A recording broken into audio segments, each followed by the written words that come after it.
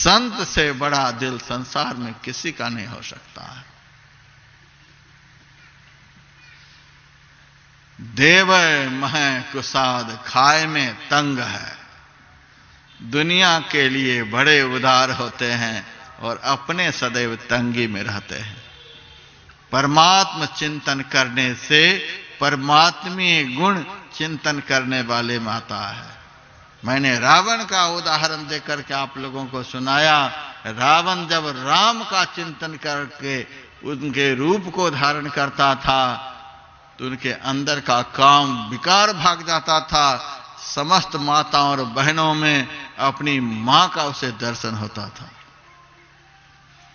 जैसे का चिंतन करेंगे, जैसे का ध्यान करेंगे, उनमें जो गुण है वह आप में आएगा।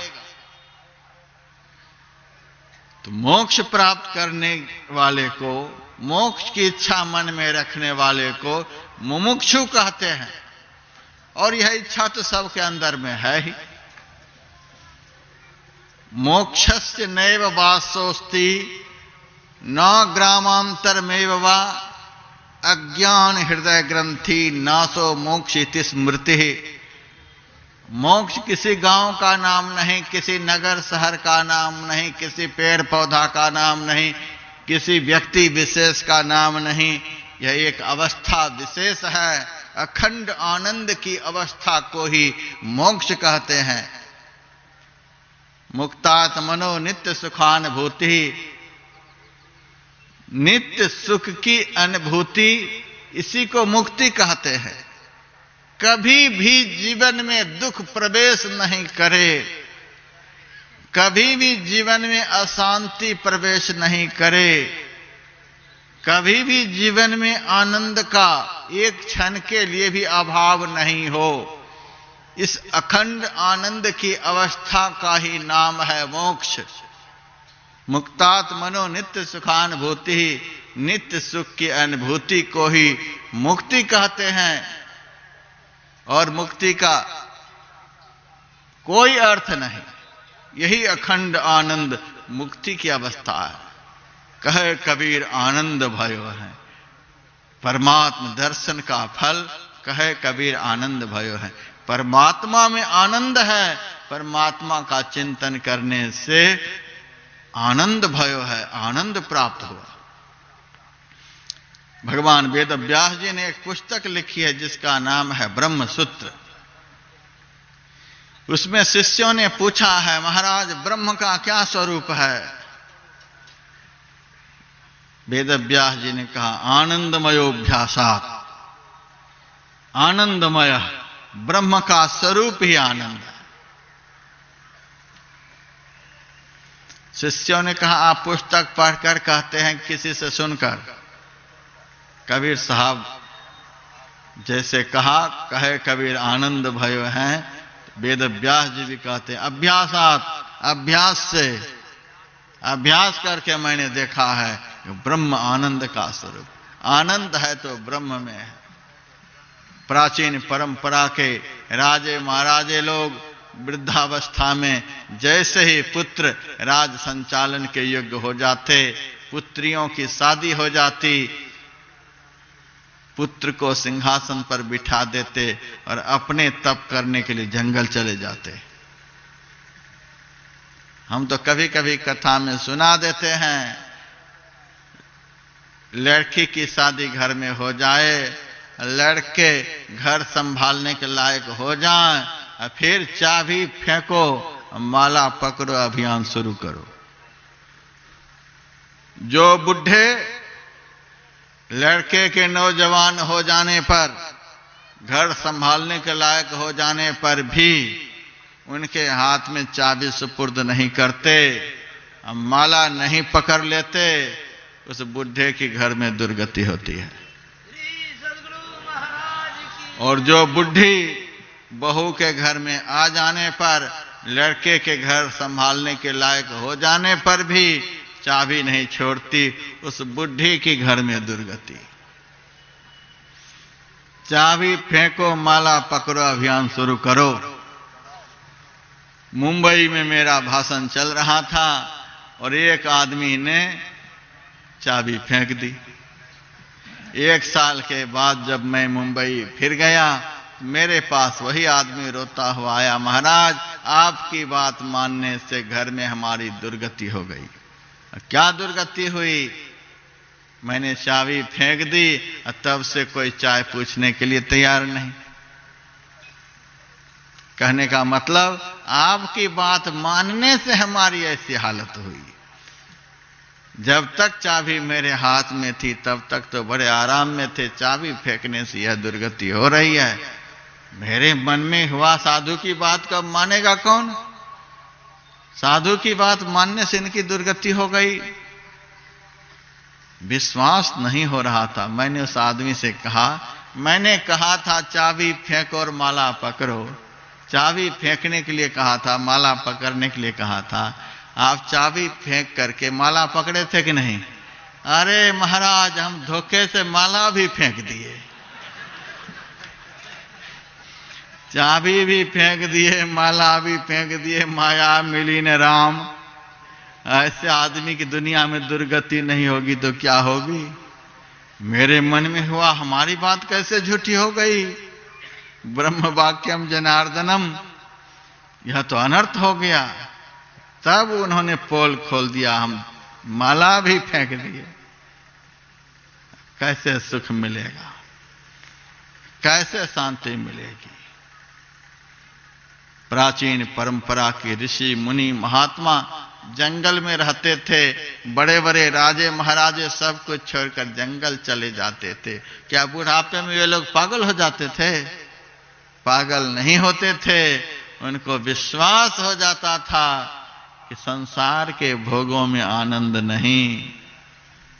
50,000 वर्ष तक मैंने राज्य का संचालन किया, लाख वर्ष तक मैंने राज्य का संचालन किया, राज सुख को भोगा, इतने पर भी आनंद नहीं मिला। फिर मरने के बाद आनंद मिलेगा? उन लोगों को यह सिद्ध हो जाता था कि संसार के भोगों में आनंद नहीं, आनंद है भोग के त्याग में। श्रीमदाद शंकराचार्य ने लिखा है, देवः तरुतल मूल निवासः भूतल सय्या मजनम वासः सर्व परिग्रह भोगस्त्यागः कस्य सुखं न करोति विरागः। पेड़ की जड़ में जिनका निवास है, धरती को ही जिन्होंने सोने के लिए बिछावन बना लिया है, समस्त दिशाएं हैं जिनके लिए वस्त्र हो गए हैं, अंबर हो गए हैं, सब प्रकार के इंद्रिय भोगों का परित्याग जिन्होंने कर दिया है, ऐसा वैराग्यमय जीवन, ऐसा त्यागमय जीवन किसको आनंद नहीं प्रदान करता है? जोग रतो वा भोग रतो वा कर्म रतो वा कर्म विहीनः यस्मिन् ब्रह्मणि रमते चित्तम नंदति नंदति नंदत्येव भज गोविंदम भज गोविंदम गोविंदम भज मूढ़ मते। चाहे कोई योग में रत हो, चाहे कोई भोग में रत हो, चाहे कोई कर्म में रत हो, चाहे कोई कर्म का त्याग कर बैठा हो, जिसका चित्त ब्रह्म में रमन करता है वही संसार में आनंदित है, वही प्रमुदित है, वही सुखी है। ब्रह्म को छोड़कर संसार में कहीं भी आनंद नहीं है। इसीलिए कबीर साहब कहते हैं, कहे कबीर आनंद भयो है। एक होता है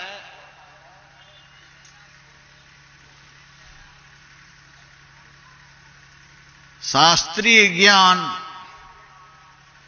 दूसरा होता है अनुभव ज्ञान। शास्त्रीय ज्ञान पर एक बार हम तर्क वितर्क कर सकते हैं, एक बार मन में संदेह उत्पन्न कर सकते हैं, पता नहीं शास्त्र में लिखा है ऐसा होगा कि नहीं होगा, होगा कि नहीं होगा। शास्त्रीय ज्ञान पर तर्क वितर्क हम कर सकते हैं, लेकिन अनुभूत ज्ञान पर तर्क वितर्क नहीं कर सकते। संत का अनुभूत ज्ञान है। कबीर साहब कह रहे हैं, जोग जुगत से रंग महल में पिय पायो अनमोल रे। अनुभूत ज्ञान है, पायो प्राप्त किया है। रैदास जी महाराज भी कहते हैं, बहुत जन्म बिछुड़े थे माधव, यही जन्म तुम्हारे लेखे। कह रैदास आस लगी जीऊं, चिरपैया दर्शन देखे। देख करके संत बोलते हैं, अनुभूत ज्ञान है संत का। कहे कबीर आनंद भयो है, देखने पर आनंद प्राप्त हुआ। पूछा गया कैसा आनंद मिला? कबीर साहब ने कहा, बाजत अनहद ढोल रे। अनहद का अर्थ होता है जिसकी सीमा नहीं। अनंत आनंद का नगारा बजता है अनंत के दर्शन से।